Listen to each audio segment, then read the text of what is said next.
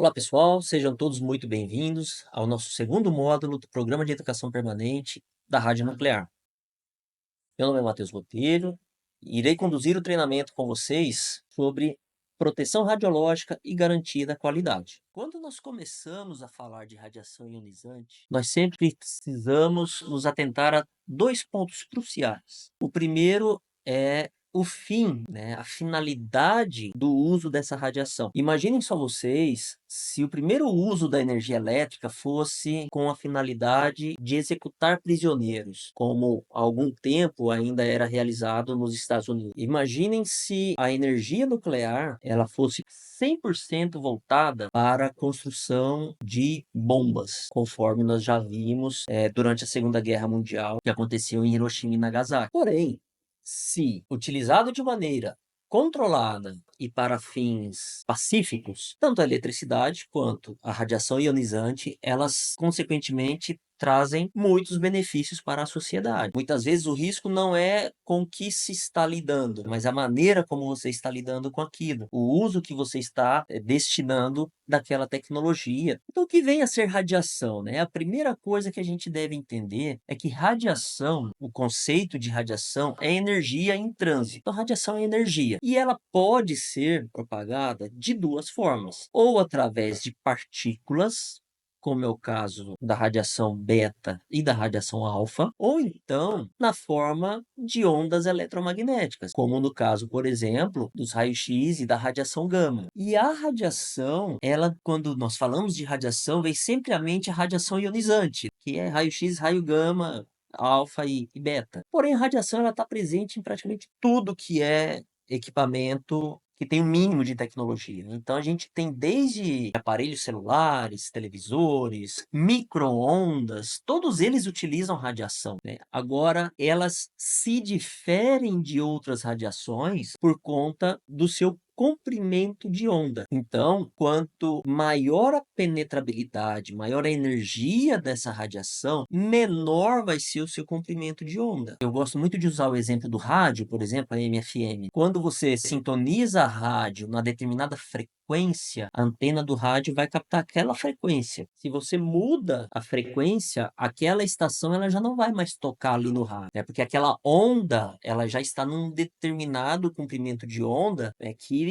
não vai conseguir mais atender a configuração que está ali no dispositivo. A mesma coisa com o micro-ondas. O micro-ondas, nós não enxergamos a radiação do micro-ondas. Só que imaginem só, como então que eu coloco a comida lá dentro, sem acionamento de fogo, sem nenhum agente ali para aquecer o alimento, na hora que eu tiro, depois de um determinado período, está quente aquilo ali. Então são as ondas que vão interagindo com aquele material que está ali dentro, com aquele alimento, que vão acabar fazendo agitação de moléculas e, consequentemente, aquecendo então o alimento. Quando nós falamos de radiação ionizantes, uma coisa que a gente precisa ter bastante em mente é que elas possuem diferentes poderes de ionização e penetração na matéria. Então, a partícula alfa, por se tratar de uma partícula bastante grande e pesada, ela tem um curtíssimo alcance e ela pode ser facilmente barrada por uma folha de papel. Então, caso não haja, né, uma contaminação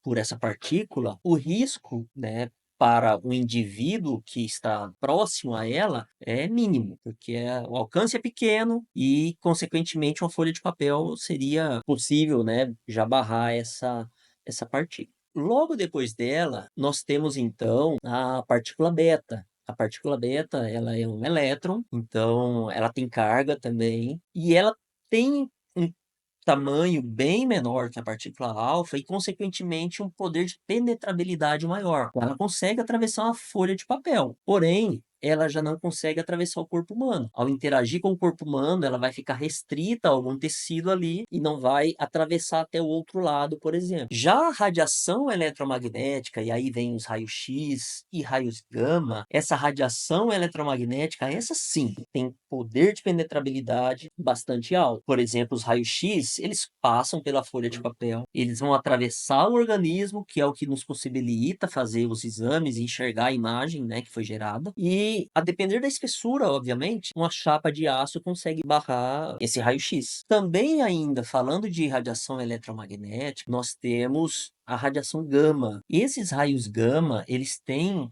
um comprimento de onda menor que do raio-x, e com isso ele acaba penetrando muito mais, né? Se o comprimento de onda é menor, a energia vai ser maior, consequentemente o poder de penetração dele também. E para que a gente entenda, mas de onde que vem a radiação, né? É importante que a gente tenha alguns conceitos bastante claros antes de prosseguirmos adiante. O principal deles é o conceito do átomo.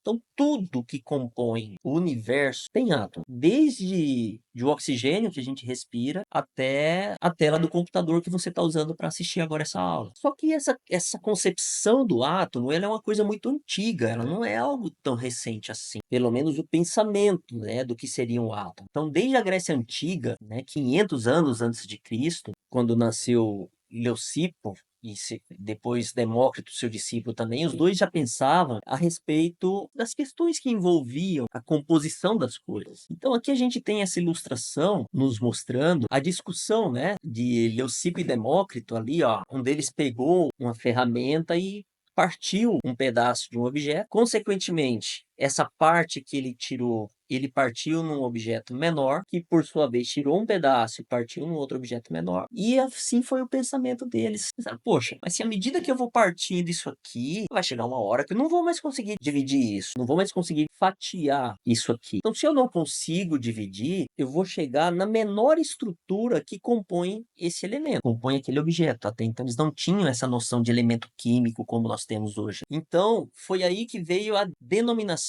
átomo, que vem do grego de indivisível, né? Tomos é dividir, o prefixo a ele sempre vem de uma negativa, né? Então, átomo ele é o significado de indivisível ou não divisível. E aí, bastante tempo depois, já nos anos 1800, é que nós tivemos o primeiro modelo atômico postulado por Dalton, que foi o modelo da bola de bilhar, onde Dalton dizia o seguinte, olha, o átomo, ele é a menor estrutura que compõe a matéria e ele é uma esfera maciça, parecido com uma bola de bilhar. E aí, 94 anos depois somente, já com instrumentos, né, que possibilitaram isso, o Thomson, ele postulou um modelo atômico que foi chamado de modelo do pudim de passas. Por quê? Ele dizia que o átomo era uma esfera, realmente, porém, a partir de agora, ele já estabeleceu que o átomo possuía cargas elétricas, o núcleo positivo e a eletrosfera, né, as cargas negativas, eram como as frutas de um pudim que ficam impregnadas ali na sua superfície. E aí, 14 anos depois, o Rutherford,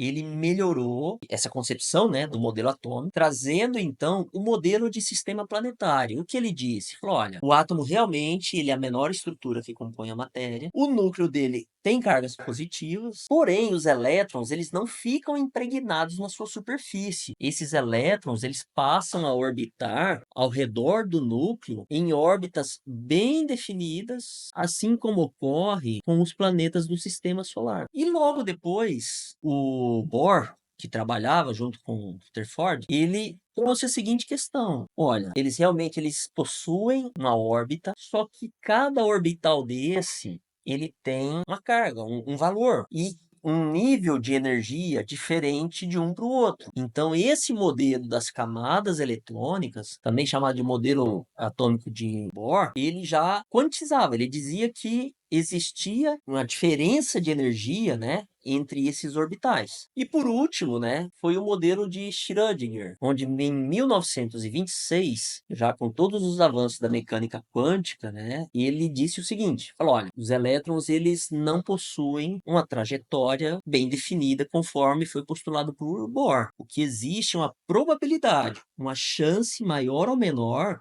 de se encontrar um elétron naquela posição, mas órbitas bem definidas eles não possuem. Por isso que o desenho é todo pintadinho assim, cheio de pontinhos representando ali a área onde ficam os elétrons. A respeito do raio-x, né? Então, o raio-x, quando nós falamos de raio-x, nós precisamos primeiramente entender o quê? Que o raio-x ele é gerado a partir de fornecimento de energia elétrica para um equipamento e que se não houver funcionamento, se não houver alimentação elétrica, ele não vai emitir radiação. Então, o raio-x, o equipamento, ele só vai emitir radiação enquanto ele estiver sendo acionado.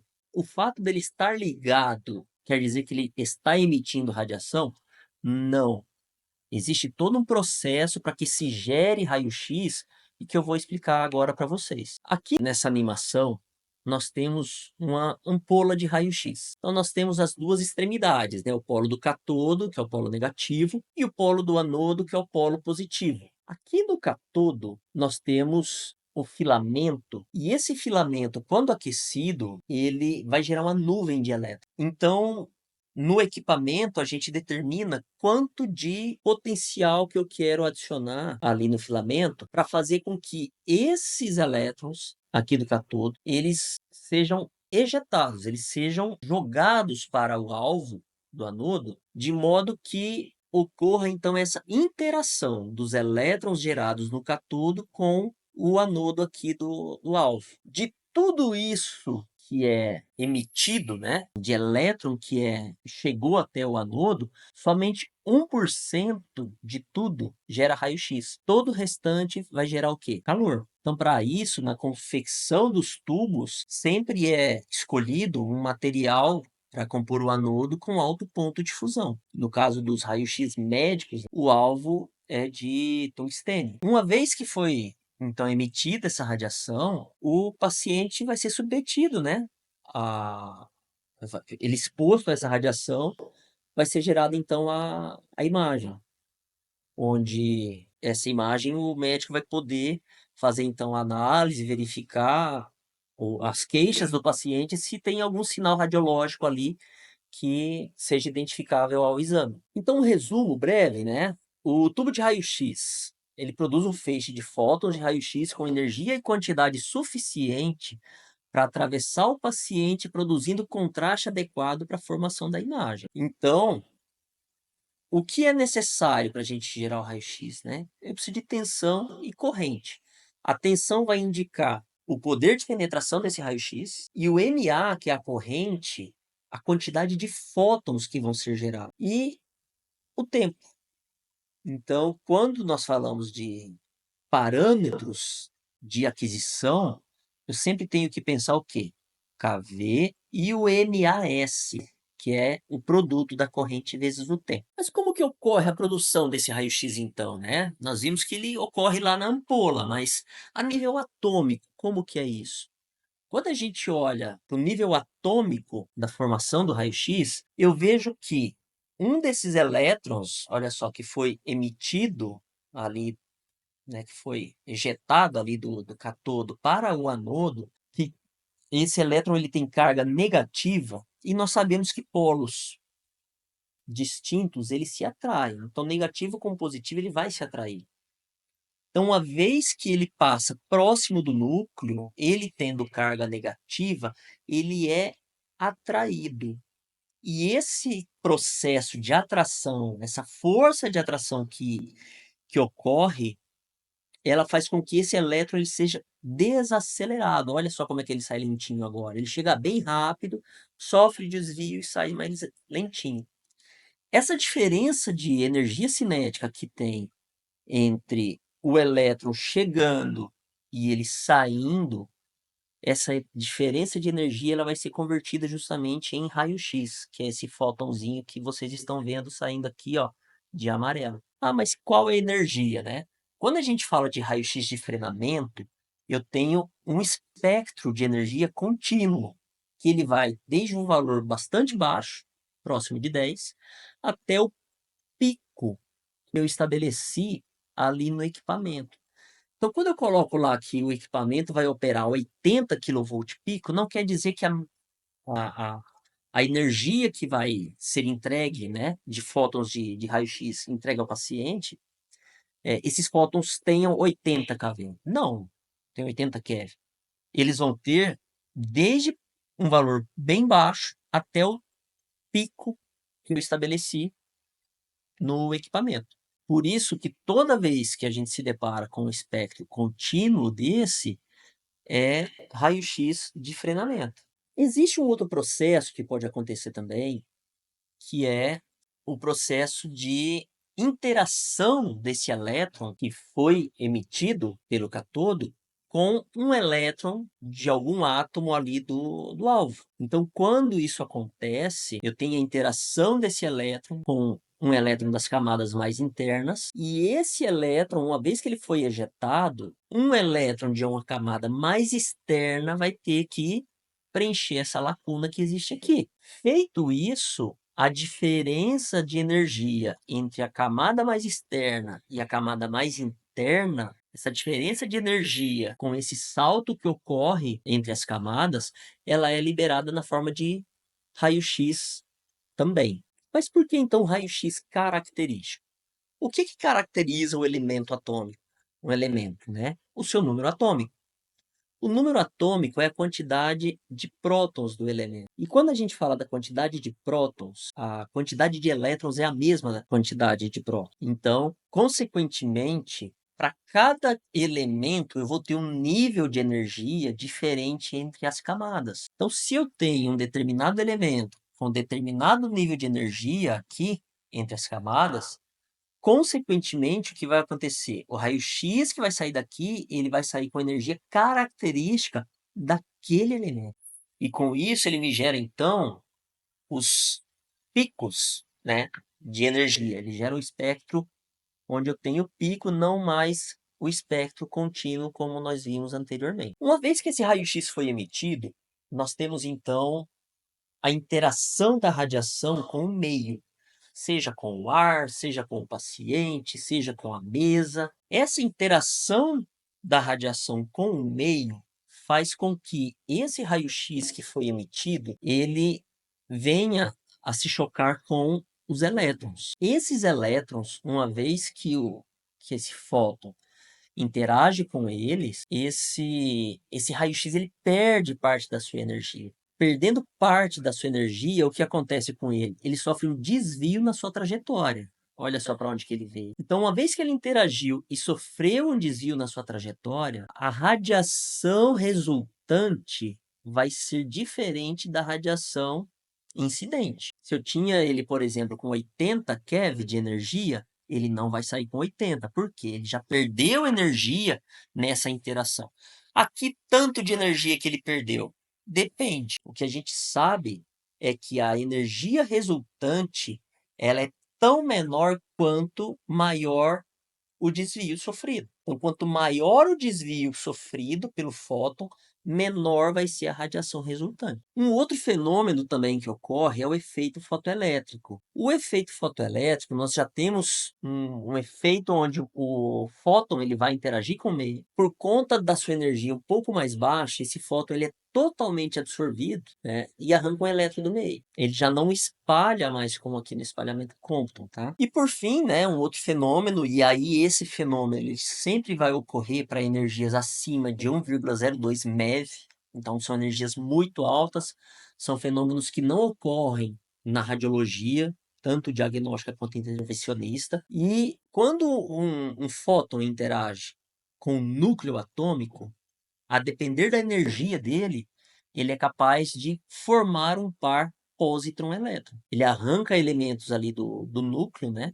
Ele interage com o núcleo e com isso ele altera o núcleo daquele elemento, gerando um par positron-elétron. O que é o positron? O positron é a antimatéria do elétron. Então eu tenho o elétron de carga negativa e eu tenho o positron, que é um elétron também, ele tem a mesma carga, só que positiva. Ele tem a mesma energia, perdão, só que com um sinal distinto, né? Com a carga diferente. Ele tem carga positiva. Uma vez que esses dois se encontrem, o pósitron e o elétron, ao interagir com o elétron, esse pósitron ele acaba se aniquilando juntamente com esse elétron, fazendo com que essas partículas desapareçam e a partir daí a gente tenha então a emissão de dois fótons de radiação da ordem de 511 keV, fenômeno este que é muito utilizado nos exames de PET-CT. são exames de medicina nuclear. E essa radiação, uma vez que ela foi emitida, a gente tem 3 possíveis resultados da incidência dessa radiação na matéria. Ela pode ser transmitida, atravessar o indivíduo, pode ocorrer um espalhamento dela interagir e espalhar esses fótons, como a gente viu que ocorre lá no espalhamento Compton, ou até mesmo ocorrer a absorção da radiação pelo organismo. A questão é que a absorção da dose, a absorção desses fótons, ela vai promover um incremento de dose no paciente. Já o espalhamento, ele aumenta, né, significativamente o risco de exposição ao corpo clínico, a quem vai realizar o exame. Então, por isso que todo operador, quando vai fazer o exame, ele precisa ficar atrás de uma barreira. Por quê? Uma vez que o raio-x ele é emitido, mesmo estando todo colimado ali, ele vai interagir e vai espalhar. Então, para o radiodiagnóstico, a gente sempre tem que ter em mente o quê? Que o único risco associado no que diz respeito à radiação ionizante é o risco de exposição. Não existe o menor risco de que haja uma contaminação. E aqui eu deixei alguns exemplos para vocês de equipamentos emissores de radiação ionizante. Tem um equipamento aqui de raio-x, densitometria óssea, que trabalha com uma dose bem baixinha, né? E o equipamento de mamografia, que trabalha com kV bastante baixo. Pessoal, e é isso. Agradeço a presença de todos vocês. Muito obrigado por participarem desse segundo módulo e até a próxima.